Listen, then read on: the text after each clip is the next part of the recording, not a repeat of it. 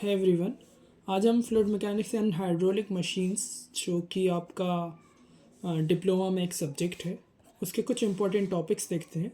तो सबसे पहले जो आपका टॉपिक है आपका properties of fluids. Properties of fluids properties of fluids से आपको एक ना एक क्वेश्चन एग्ज़ाम में बिल्कुल मिलेगा। यहाँ पर ही इम्पोर्टेंट नहीं है ये आपके जो कॉम्पिटिटिव एग्ज़ाम है वहाँ पर भी बहुत इंपॉर्टेंट रोल अदा करता है। तो प्रॉपर्टीज़ ऑफ फ्लूइड्स में बात की जाए तो सबसे पहली जो प्रॉपर्टी है उस प्रॉपर्टी को बोलते हैं मास डेंसिटी और डेंसिटी। इसके दो नाम हैं, मास डेंसिटी और डेंसिटी। ठीक है, तो ये मास डेंसिटी और डेंसिटी क्या होती है? बेसिकली फ्लूइड की वो प्रॉपर्टी होती है जो ये बताती है कि कोई फ्लूइड कितना मास ऑक्यूपाई करे किसी वॉल्यूम के रिस्पेक्ट में, यानी पर यूनिट वॉल्यूम, एक यूनिट वॉल्यूम के लिए किसी फ्लूइड का कितना मास होना चाहिए, ये कौन बताता है? मास डेंसिटी या डेंसिटी। इसीलिए इसकी जो डेफिनेशन है वो भी सिंपली आपके इस फॉर्मूले से आपको मैं बता देता हूँ, मास अपॉन वॉल्यूम। अब मास अपॉन वॉल्यूम अगर इसका मैथमेटिकल फार्मूला है तो इसकी डेफिनेशन क्या होगी? इसकी डेफिनेशन होगी it is defined as the ratio of mass of a substance per unit volume. ये मास ऑफ अ सब्सटेंस का मास और उसके वॉल्यूम के रेशो से बनती है। क्या बनती है? डेंसिटी या मास डेंसिटी। और इसे इस सिंबल से डिनोट किया जाता है जिसे रो बोलते हैं। ये जो सिंबल है इसे रो बोलते हैं। इस सिंबल को आप रो बोलते हैं, रो, RHO, रो। और अगर इसकी यूनिट की बात की जाए तो आप जानते हैं मास की यूनिट की बात की जाए यूनिट, तो यूनिट क्या होगी? आप जानते हैं मास जो होता है वो केजी में होता है और जो वॉल्यूम होता है वो मीटर क्यूब में होता है। तो आपकी जो प्रॉपर्टीज़ ऑफ फ्लूइड्स में पहली प्रॉपर्टी है वो है आपकी डेंसिटी और मास डेंसिटी। ये रेशो होती है मास और वॉल्यूम का। इसकी यूनिट होती है केजी पर मीटर क्यूब और इसे नोट की जाता है ये सिंबल जिसे रो बोला जाता है। अगर हम दूसरी प्रॉपर्टी की बात करें, property number 2, properties of fluids में प्रॉपर्टी नंबर 2, तो उस प्रॉपर्टी का नाम है स्पेसिफिक वेट। स्पेसिफिक वेट और वेट डेंसिटी। स्पेसिफिक वेट और वेट डेंसिटी। अब ये जो प्रॉपर्टी होती है, जैसे आपने ऊपर वाली प्रॉपर्टी देखी मास और वॉल्यूम का रेशो है, तो इस वाली प्रॉपर्टी जो खासियत है वो ये है कि ये जो प्रॉपर्टी होती है स्पेसिफिक वेट, इसे गामा से डिनोट किया जाता है और ये रेशो होती है आपका weight of a substance per unit volume. यानी कि वहाँ पर मास और वॉल्यूम का रेशो थी तो डेंसिटी बन जाती है, और अगर वेट और वॉल्यूम के रेशो की बात की जाए तो वो बन जाती है आपकी स्पेसिफिक वेट या वेट डेंसिटी। तो अगर आपकी इसकी यूनिट की बात की जाए तो आप यूनिट समझ सकते हैं, यूनिट क्या हो जाएगी? यूनिट जो है इसकी, क्योंकि वेट आपका होता है न्यूटन में और वॉल्यूम होता है मीटर क्यूब में, तो इसकी यूनिट हो जाएगी न्यूटन पर मीटर क्यूब। ये दूसरी प्रॉपर्टी हो गई प्रॉपर्टीज़ ऑफ फ्लूइड्स की। प्रॉपर्टीज़ ऑफ फ्लूइड्स में और भी प्रॉपर्टीज़ होती हैं। अगर हम इस प्रॉपर्टी को आगे सॉल्व करना चाहें तो वेट होता है बेसिकली m/g, बेस होता है, वेट होता है m/g अपॉन वॉल्यूम, वैसा का वैसा ही। मास अपन वॉल्यूम अभी हाल आपने ऊपर देखा, मास अपन वॉल्यूम क्या था? रो। तो मास अपन वॉल्यूम के प्लेस पे क्या आ जाएगा? मास अपन वॉल्यूम के प्लेस पे आ जाएगा रो। तो रो जी, यानी स्पेसिफिक वेट का एक और फार्मूला क्या होता है? रो इंटू जी। ये फार्मूला भी आपको लगाया जा सकता है। अगर तीसरी प्रॉपर्टी की बात की जाए, तो उस प्रॉपर्टी का नाम है स्पेसिफिक वॉल्यूम। Specific volume.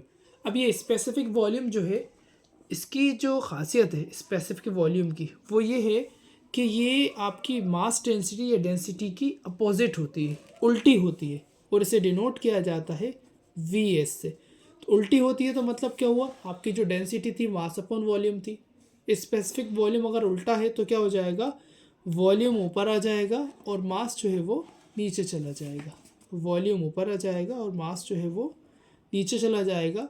तो ये आपकी जो फॉर्मूला बनेगा या डेफिनेशन बनेगी वो क्या बन जाएगी?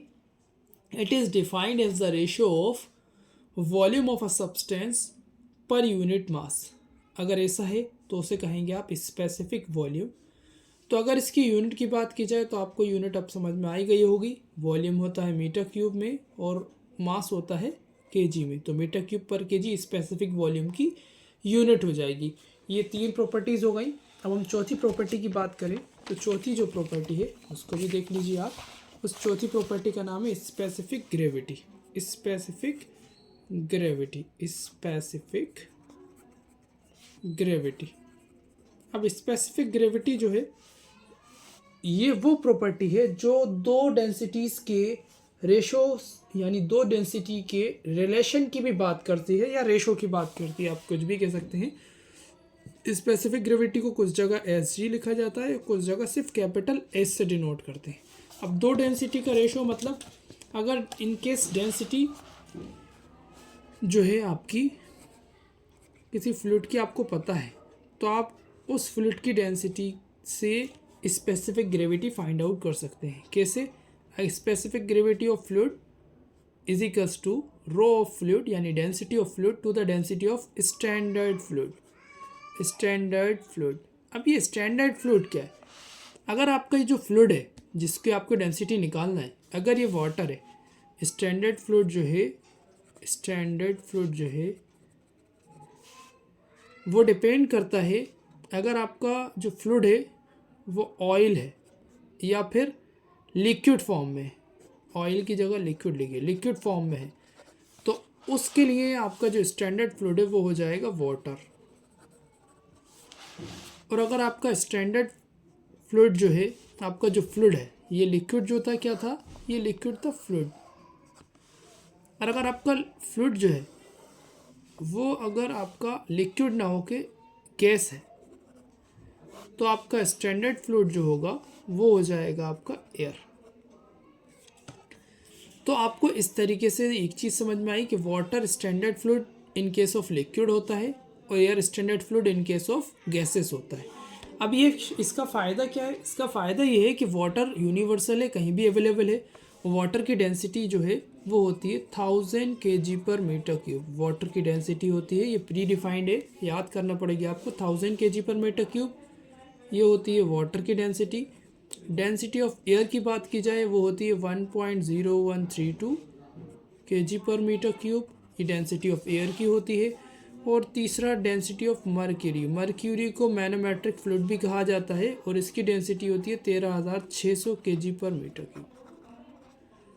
अभी स्पेसिफिक ग्रेविटी की ज़रूरत कहाँ पड़ती है? इन केस आपको एक एग्जांपल दे रहा हूँ, आपको किसी फ्लूइड की स्पेसिफिक ग्रेविटी आपको दी हुई है, स्पेसिफिक ग्रेविटी फ्लूइड की मान लीजिए 0.7 दी हुई है, तो इसकी मदद से आप फ्लूइड की डेंसिटी फाइंड आउट कर सकते हैं। कैसे? क्योंकि स्पेसिफिक ग्रेविटी ऑफ फ्लूइड जो है वो होता है density of fluid upon density of standard fluid. Standard fluid. अब आपका स्पेसिफिक ग्रेविटी जो है वो आपको पता है 0.7 है, डेंसिटी ऑफ फ्लूइड आपको निकालना है। और अगर ये जो फ्लूइड है वो लिक्विड है, जो फ्लूइड है वो लिक्विड है, तो आपकी density of standard fluid water, और वाटर की डेंसिटी क्या होती है 1000, तो 1000 का यहाँ मल्टीप्लाई हो जाएगा, जिसकी मदद से आप रो ऑफ फ्लूइड यानी फ्लूइड की डेंसिटी फाइंड आउट कर सकते हैं। 1000 इंटू 0.7 जो हो जाएगी आपकी 700 kg पर मीटर क्यूब, ये आप कैलकुलेट कर सकते हैं। तो आपकी ये स्पेसिफिक ग्रेविटी एक प्रॉपर्टी है। अब आगे की प्रॉपर्टी की बात की जाए तो ये बहुत इंपॉर्टेंट प्रॉपर्टी जो मैं आपको बताने वाला हूँ, पांचवी प्रॉपर्टी, जिसके बहुत सारे नाम हैं। एक नाम ये है डायनामिक विस्कोसिटी या फिर ओनली विस्कोसिटी, इसके बहुत से नाम हैं, उन नामों को मैं बता रहा हूँ। डायनामिक विस्कोसिटी या एब्सोल्यूट विस्कोसिटी। एब्सोल्यूट विस्कोसिटी भी एक नाम है, एब्सोल्यूट विस्कोसिटी ये भी एक नाम है। एब्सोल्यूट विस्कोसिटी के अलावा एक और नाम हो सकता है कोएफिशिएंट ऑफ विस्कोसिटी, ये भी एक नाम है। तो 4 नाम है इसके, चारों नामों में से किसी भी नाम से पूछा जा सकता है। इसे डिनोट किया जाता है म्यू से।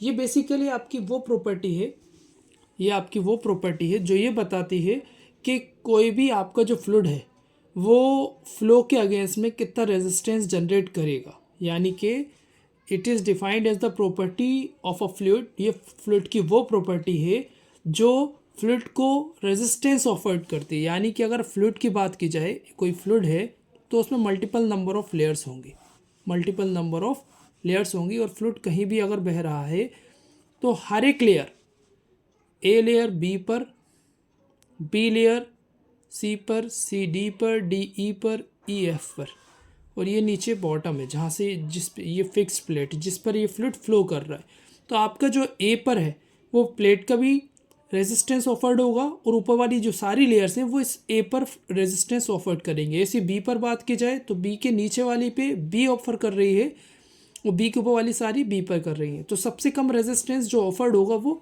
सबसे ऊपर वाली लेयर एफ पर होगा। तो यहाँ पर जो रेजिस्टेंस ऑफर्ड है ये रेजिस्टेंस ज़्यादा होगा या कम होगा वो डिपेंड करेगा आपकी विस्कोसिटी पर। अगर रेजिस्टेंस ज़्यादा ऑफर कर रहा है कोई मटेरियल इसका मतलब उसकी विस्कोसिटी ज़्यादा है। रेजिस्टेंस कम ऑफर कर रहा है मतलब विस्कोसिटी कम है। रेजिस्टेंस मतलब उसके फ्लो को रोकना, जिस डायरेक्शन में वो फ्लो होना चाहता है उस डायरेक्शन में फ्लो ना होने देना, वही कहलाता है आपका रेजिस्टेंस। ठीक है। अब विस्कोसिटी के लिए एक लॉ आया जिसे कहते हैं Newton's law of viscosity. Newton's law of viscosity, Newton's law of viscosity. ये न्यूटन्स लॉ ऑफ विस्कोसिटी क्या है? न्यूटन ने एक स्टेटमेंट दिया जो आपका न्यूटन्स लॉ ऑफ विस्कोसिटी के लिए था कि न्यूटन ने कहा कि आपका जो फ्लूइड है, ठीक है, उस पर ये जो लेयर्स हैं इनके बीच में जो रेजिस्टेंस जनरेट हो रहा उस रेजिस्टेंस की वजह से यहाँ पर एक शेयर स्ट्रेस जनरेट होगी। शेयर स्ट्रेस क्यों? क्योंकि हर एक लेयर एक दूसरे से पैरेलल है, वो एक दूसरे पे फोर्स लगाएगी। जिस एरिया पे वो फोर्स लगाएगी तो shear force upon shear area is called as shear stress. तो न्यूटन्स लॉ ऑफ विस्कोसिटी के हिसाब से जो शेयर स्ट्रेस है किसी फ्लूइड की लेयर्स के बीच में वो डायरेक्टली प्रोपोर्शनल होगी आपके वेलोसिटी ग्रेडियंट के। वेलोसिटी ग्रेडियंट यानी वेलोसिटी में change with respect to height du by dy। अब अगर हम वेलोसिटी ग्रेडियंट को हटाते हैं तो यहाँ पर एक टर्म इंट्रोड्यूस होती है म्यू, जिसे हम आगे ऊपर अभी हाल हमने पढ़ा dynamic viscosity, coefficient of viscosity, viscosity, absolute viscosity. वो टर्म आपकी ये प्रोपोर्शनल लिमिट हटाने पर आती है।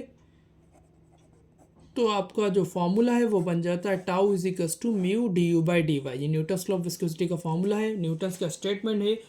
According to Newton's law shear stress is directly proportional to the velocity gradient.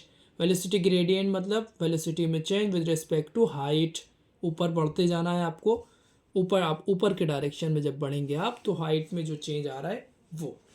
अब यहाँ पर जो टाउ है वो होती है आपकी, जो टाउ है वो होता है आपका शेयर फोर्स अपॉन एरिया, और म्यू जो है आपका वो है विस्कोसिटी, विस्कोसिटी, और आपकी जो du है वो है change in velocity, change in velocity, और आपका जो dy है वो है डिस्टेंस बिटवीन टू लेयर्स, दो लेयर्स के बीच की distance, distance between two layers, दो लेयर्स के बीच की डिस्टेंस। ठीक है, इसकी मदद से आप न्यूमेरिकल प्रॉब्लम सॉल्व कर सकते हो। अगर हम म्यू की यूनिट की बात करें तो म्यू की यूनिट होती है न्यूटन सेकंड पर मीटर स्क्वायर।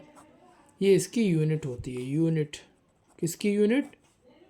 विस्कोसिटी की यूनिट। ये आपकी 5 प्रॉपर्टीज़ जो इंपॉर्टेंट है वो मैंने अभी आपको बता दी, बाकी हम नेक्स्ट क्लास में डिस्कस करें।